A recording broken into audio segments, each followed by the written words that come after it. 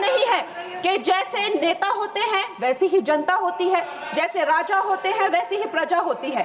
और इसका सबसे बड़ा प्रमाण महोदय जी हमें 2016 में मिला, जब आईबीसी पहली बार आया और हम सब ने देखा कि एनसीएलटी में जो 87% जो केसेस थे उनके जो सेटलमेंट वर्थ 13.9 लाख करोड़ के थे, आईबीसी आते ही वो सेटलमेंट बिना कोर्ट जाने से पहले ही प्री एडमिशन स्टेट पर ही वो सेटल हो गए।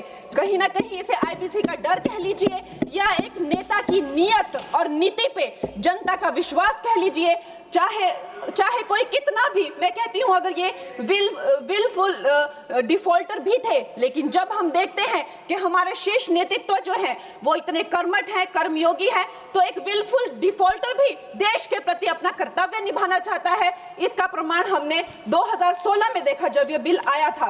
इस बिल का सबसे बड़ा सुधार है महोदय जी, आईबीसी का सबसे बड़ा प्रमुख सुधार है जो एनसीएलटी को जो है 14 दिन का जो विंडो मिला हुआ है, जिसका ट्रिब्यूनल को जो है 14 दिन में ही ये बताना पड़ेगा कि वो ये केस ले रहे हैं या नहीं ले रहे हैं। तो जो क्रेडिटर्स को जो भी असुविधा होती है, जो भी कानूनों की अस्पष्टता रहती है या प्रक्रियागत जो देरी रहती है, उससे हमें बहुत छुटकारा मिलेगा।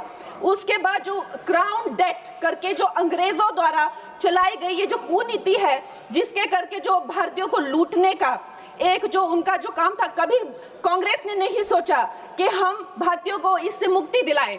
ये काम भी हमारे यशस्वी प्रधानमंत्री नरेंद्र मोदी जी ने कहा किया कि जब भी कोई बैंक कहीं से रिकवरी करेगा तो वहां सरकार को अपनी टांग अड़ाने की जरूरत नहीं है। वो धन जो है लोगों के पास जाना चाहिए, गरीबों का पैसा जो है गरीबों के पास जाना चाहिए, और इसके लिए हम बहुत आभार व्यक्त करते हैं इस बिल की। और प्रधानमंत्री जी महोदय जी, बैंक जो है किसी भी अर्थव्यवस्था का जो है वो आधार होते हैं। बैंकों की इतनी खस्ता हालत की हुई थी, 5% से लेकर 20% उनका सिर्फ मात्र रिकवरी रेट था। और ऐसे यहाँ के वित्त मंत्री थे कांग्रेस के जो कहते थे कि ये अनपढ़ गवार लोगों का देश है, ये क्या डिजिटल पेमेंट्स करेंगे। और हमारे प्रधानमंत्री जी ने जो भारतीयों का आत्मविश्वास तार तार कर दिया था, ये कांग्रेस के लोगों ने उन आत्मविश्वास को जगाया। 50 करोड़ से ज्यादा जन धन खाते खोले, जन जन को जो है बैंकों से कनेक्ट किया, और आज जो है बैंकों का जो है सशक्तिकरण जो है प्रधानमंत्री नरेंद्र मोदी जी ने किया है। एनपीए का जो रेट है, मतलब जो नॉन परफॉर्मिंग एसेट्स थे, कांग्रेस के टाइम पे 11.5% थे, और अब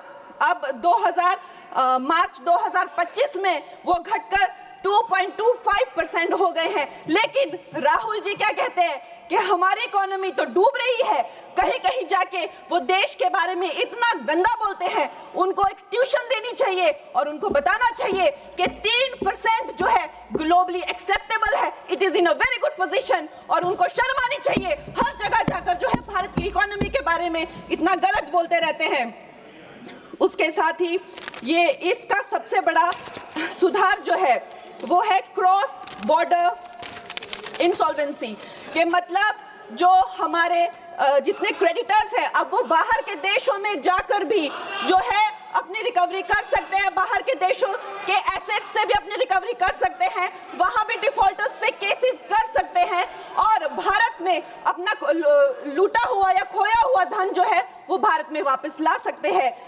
महोदय जी, मैं अब अपनी सरकार को, प्रधानमंत्री जी को और वित्त मंत्री जी को धन्यवाद करती हूं। उनकी रिफॉर्म, परफॉर्म, ट्रांसफॉर्म का जो मूल मंत्र है इस बिल से वो धरातल पे आया है, और ये भारत की आर्थिक शक्ति और पारदर्शी व्यवस्था का जो है जीता जागता प्रतीक है।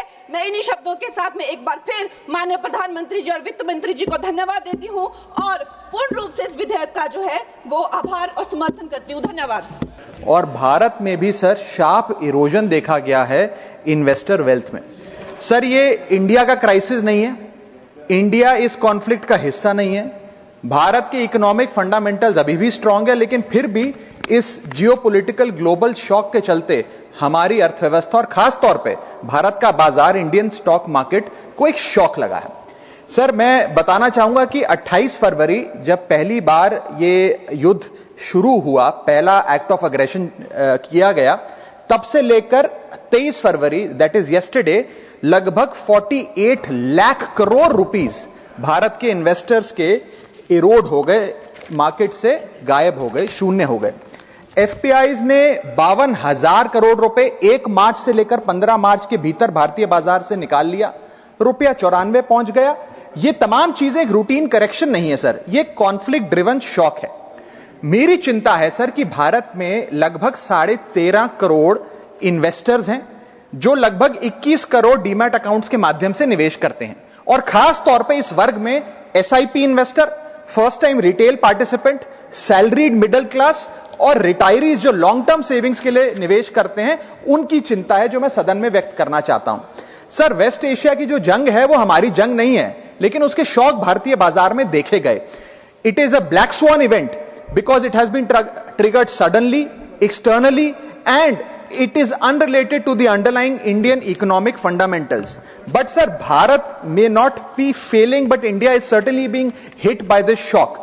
और मेरा सरकार से ये अनुरोध रहेगा that the government, when they encourage citizens to enter the global markets or the capital markets in particular, the government cannot disappear when external shocks hit the household wealth. इसीलिए मैं अनुरोध करता हूं कि कुछ रिलीफ भारत के इन्वेस्टर को सरकार द्वारा दिया जाए। पहला रिलीफ जो हो सकता है सर वो ये है कि रिटेल इन्वेस्टर को टारगेटेड रिलीफ दिया जाए। आज जब भारत का कोई इन्वेस्टर बाजार में शेयर खरीदता है, रिटेल इन्वेस्टर, तो उसे ब्रोकरेज, एसटीटी, एक्सचेंज चार्जेस, इस सर्विस चार्ज पर जीएसटी और स्टैंप ड्यूटी देना पड़ता है, और ये सब जूझने के बाद यदि मुनाफा होता है तो 20% short term capital gain tax और 12.5% long term capital gain tax लगता है। अगर कोई लिमिटेड ट्रांजैक्शन कॉस्ट पे रिलीफ सरकार दे तो इन्वेस्टर सेंटिमेंट बूस्ट हो सकता है। I am not asking for market populism sir, I am asking for targeted investor protection. मेरा दूसरा सुझाव है, अगर time bound STT relief retail investor को दिया जाए, एफएनओ सेक्टर को नहीं। एफएनओ सेक्टर में एसटीटी बढ़ाकर सरकार ने अच्छा काम किया, मैं सराहना करता हूं सरकार की, लेकिन रिटेल इन्वेस्टर के लिए अगर एसटीटी का रिलीफ दिया जाए तो एक इन्वेस्टर कॉन्फिडेंस बूस्ट हमारे बाजारों को मिलेगा, भारत के रिटेल इन्वेस्टर को मिलेगा। मेरा थर्ड सुझाव है सर कि कैपिटल लॉस को कैरी फॉरवर्ड करिए। समाप्त कर रहा हूं sir, I just need half a minute. Extend capital loss carry forwards. आज भारत का इनकम टैक्स जो लॉसेज होते हैं बाजार में, उन्हें 8 साल तक कैरी फॉरवर्ड करने की अनुमति देता है। इसे बढ़ाकर 12 से 15 किया जाए इस क्राइसिस विंडो में जो लॉस बुक हो रहा है। Sir, I am just finishing. Sir, special crisis period tax treatment, one time relaxation for retail taxpayer for this notified stress period. And sir, finally my suggestion is कि low friction rebalancing अगर portfolio में mutual fund investor करता है, मान लीजिए वो equity से date fund की ओर जाना चाहता है इस सेबी नोटिफाइड स्ट्रेस पीरियड में, तो उसे इसकी अनुमति मिलनी चाहिए with very limited expense ratio. And lastly, the government must emphasise on strong public communication. हमारा बाजार, आरबीआई, सेबी, एक्सचेंजेस, वित्त मंत्रालय भारत की मैक्रो स्टेबिलिटी और एनर्जी प्रिपेयर्डनेस पे जनता से बात करें। In conclusion, permit me to say that India's fundamentals are strong. What needs strengthening is the policy shield that surrounds our investors, because this is not our war, but our investors are paying the price. Thank you. Thank you.